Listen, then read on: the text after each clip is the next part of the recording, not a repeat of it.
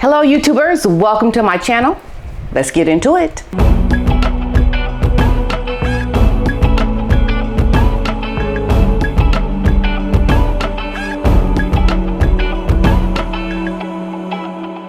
Can you believe this? Harry and Meghan are set to return to the United Kingdom. What?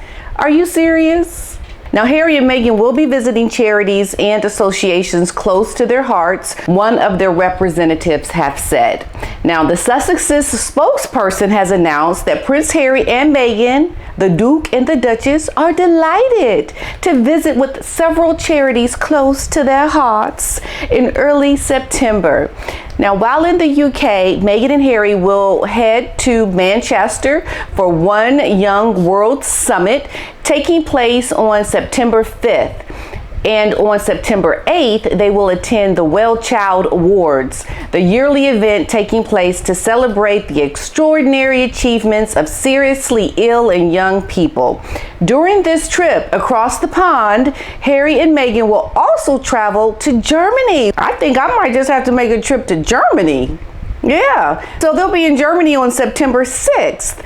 Shortly after Meghan and Harry's return to the continent was announced, One Young World, an organization supporting young leaders across the world to which the Duchess has been linked for years, have celebrated the news on Twitter. We're delighted to announce that Meghan and Harry, the Duke and the Duchess of Sussex, will be attending the One Young World Summit in Manchester this September. The organization also added that Meghan will play a key role during the summit's opening ceremonies. Now, who would have guessed? Oh yes, we know, yes? So the Duchess will be delivering a keynote address at the opening ceremony. A separate tweet read that the Duke and the Duchess will also be meeting with a group of summit delegates who are doing outstanding work on gender equality. And I can only imagine that this has come into play because they need the content for Netflix. This is the only reason why they are stepping foot on UK soil, because they need to get some footage, because nothing that they got with those secret microphones during the Jubilee can be used. So they have to do this. So we'll have to wait and see. But hey, you know, I'm always willing to go to where the people are. So hey, if you guys know how to get me in this ceremony in Germany, hook me up. Hook a sister girl up. Hook a sister girl up. Let me know if you can get me on the inside, because I'll go. I will go. Prince Harry's anticipated forthcoming memoir promises the most devastating royal release since Andrew Morton's bombshell book about Princess Diana, a royal commentator has said. Now, the Duke of Sussex promised to pen a biography, we all know this, last summer, and it is expected to be released later this year. There has been widespread speculation about what the book may contain and what fresh allegations it may make after he and his wife, Meghan Markle, stood back as full-time royals and moved to America. Now, when news of the memoir was released, Prince Harry said in a statement, "My hope is that in telling my story, the highs and lows, the mistakes, the lessons learned, I can help show that no matter where we come from, we have more in common than we think." He added that the book, which will cover his time in the public eye, would be accurate and wholly truthful. So Daniela Elzer, a royal expert, has said, even if a small percentage of the speculation about what he might reveal and what dirt he might dish is correct, this book is shaping up to be the most devastating royal release in 30 years. And since Diana, Princess of Wales, started whispering in the ear of Andrew Morton. Now, experts have suggested that the Duke of Sussex may choose to reveal the identity of the alleged royal racist. Prince Harry went on to claim that it was a conversation that he has had, that he said he was never going to share, but royal commentator Richard Fitzwilliams has suggested otherwise. He has said that he won't name the alleged royal racist. I'm assuming that in this case, the Sussexes mean what they say, but they are unpredictable. We know some people were alleging, or it was alleged, that the royal racist was Camilla. That still hasn't been verified. We'll have to wait and see. But, we also know that a book is coming out from Omid, which we all know that's going to be backed by Meghan because they helped with the first book, Finding Freedom. And that was proof in emails that we've seen. So they're just out to do dirty things to the royal family. At this point, I think Harry and Meghan would do themselves really well and good if they just stuck to helping people in an authentic way. Be authentic. Stop trying to throw around dirt on people and having it so just this vitriol going back and forth. It does not suit you well because you guys don't have clean hands. When will they learn, folks? When will they learn? Might be a witch hunt. Queen braces as 3 bombshell books to rock royal family this autumn. Yes, the Queen and the royal family are bracing for the publication of 3 highly awaited books threatening to unveil details of life behind palace scenes. The Queen will see the release of 3 books focusing on the inner workings of the royal family in quick succession over the autumn. Prince Harry will be publishing his memoir, as we know, detailing his experiences as a royal, whilst commentators Angela Levin and Valentine Lowe will be sending in their accounts on Camilla, the Duchess of Cornwall, and Courtier's life, respectfully to the printers. So a group of royal experts have suggested that the 3 books differ from previous publications about the royal family because of the closeness of the sources. Now, Palace Confidential host Jo Elvin has asked her panel, do you think the palace are thinking, God, what now? Mail's editor-at-large Charlotte Griffiths said, it's been going on for decades. There's always 10 books a year. They're used to it. Obviously, the Harry one, however, might be a different kind of fish.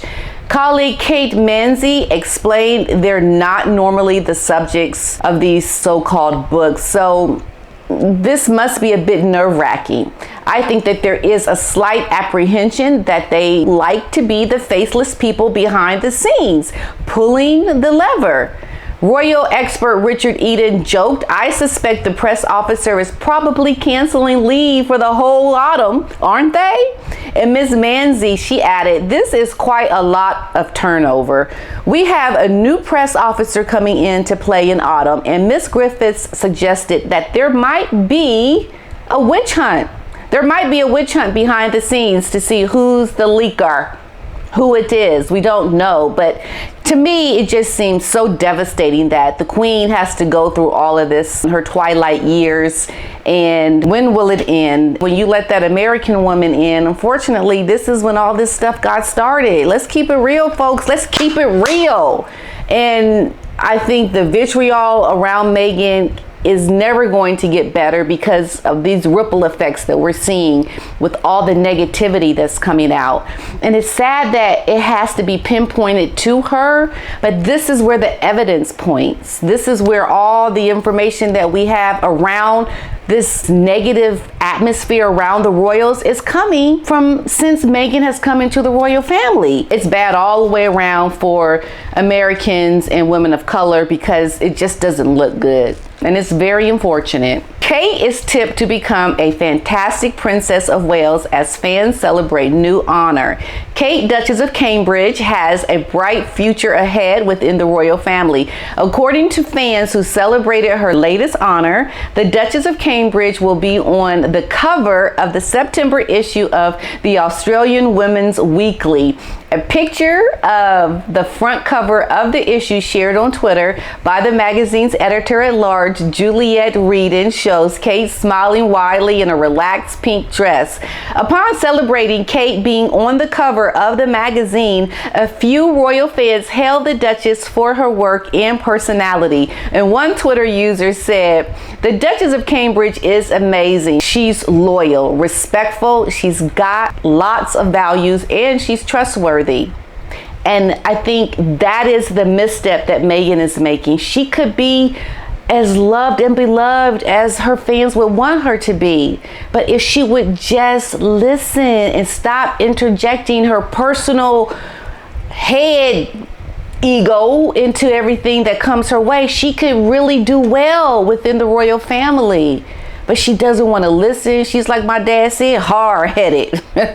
Your head so hard you can't get no common sense sent into it because you just won't listen. And when you don't listen, you spiral out of control and you do stupid things. And unfortunately for Meghan, this is where she is heading. No way is this going to end well for her. But if she would look at Kate's example, she would do so well.